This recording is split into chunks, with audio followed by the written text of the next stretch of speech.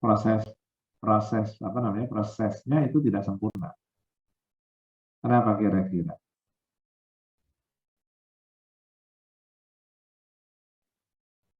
Karena tempat perubahannya itu kadar oksigennya rendah. Ya. Di mana tempat yang kadar oksigennya rendah?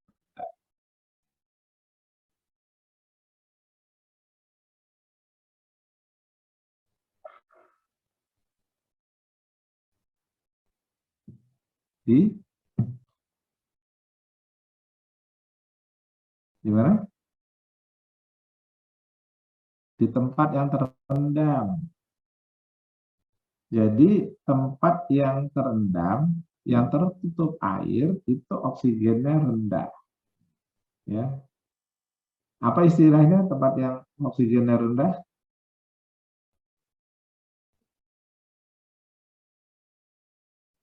Apa istilahnya?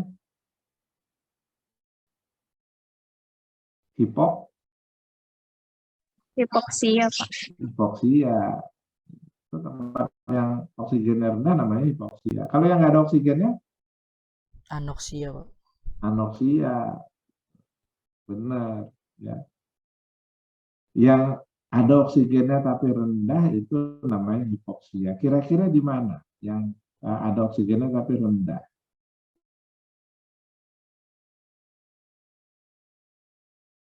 Di tempat yang terendam.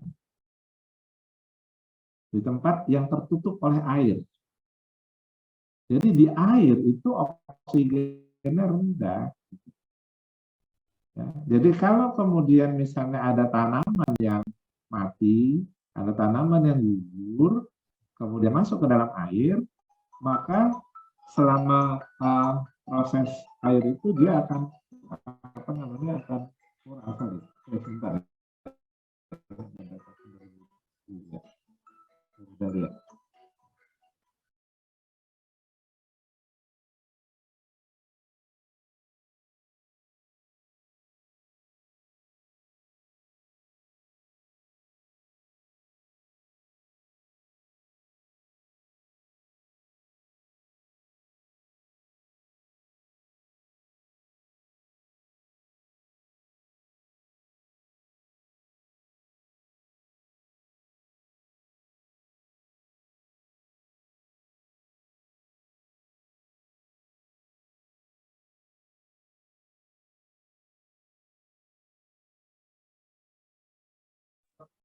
Tadi saya akan jatuh ke air, kemudian terendam.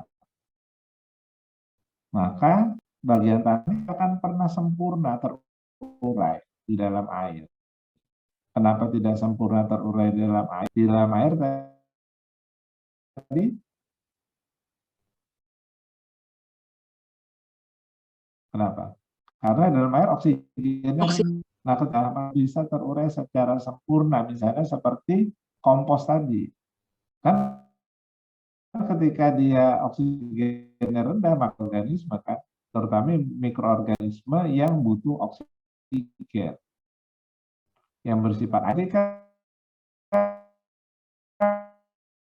tidak ada mikroorganisme, maka tidak akan terurai sempurna. Dia tersempurna. Nah, ketika dia terurai tapi tidak sempurna, maka dia meninggal gambut.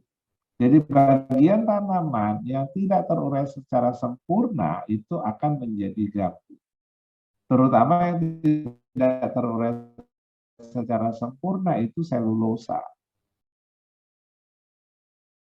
Ya, jadi banyak selulosa yang menyerupai tanah, sehingga kita mengatakan itu tanah gambut, padahal bukan tanah.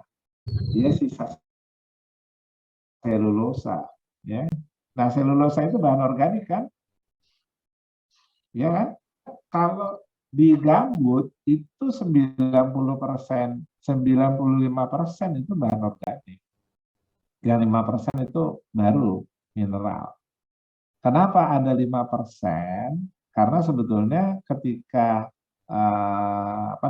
ketika tanaman itu hidup, ya, misalnya daun itu ya, maka daun itu akan menerima hara sepanjang proses hidupnya. Ya.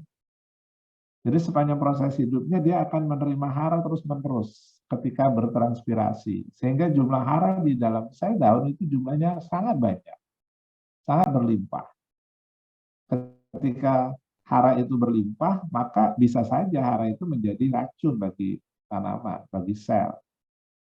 Ya, karena jumlahnya sangat banyak, maka potensial osmotiknya juga bisa menjadi sangat negatif.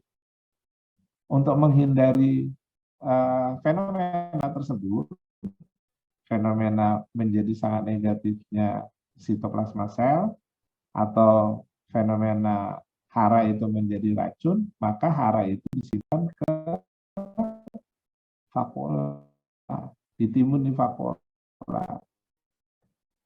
Dan karena terus timbun, maka vakuola itu jadi banyak, jadi besar. Ketika nanti dia mati, maka itu terbawa, terbawa ke bawah, terbawa menjadi cadangan hara. Tapi ya, karena sebanyak-banyaknya juga paling cuma 5% dari total bobot tadi. Ya, sehingga itu tadi tanah gambut itu tetap ada mineralnya 5%, meskipun 5% itu pasti sangat sedikit dibandingkan dengan selulusanya. Ya.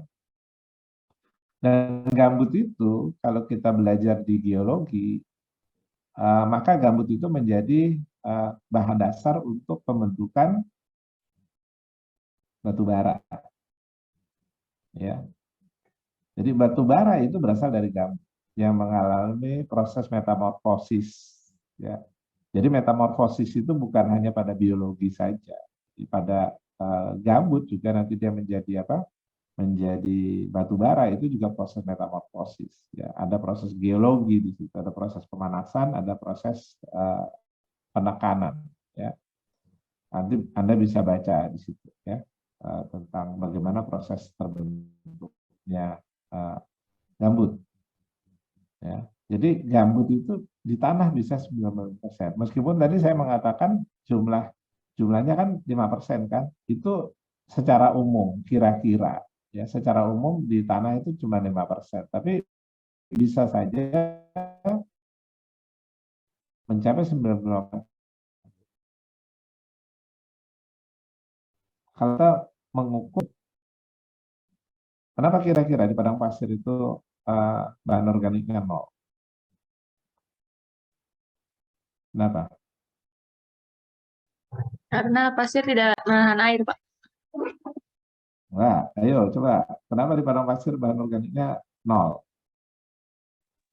Pasir pori-porinya lebih besar, Pak. Bukan.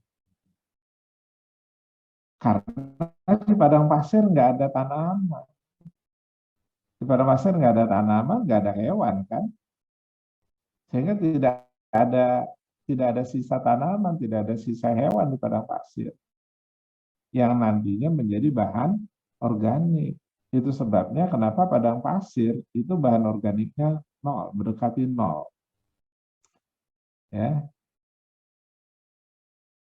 pernah nonton film itu enggak?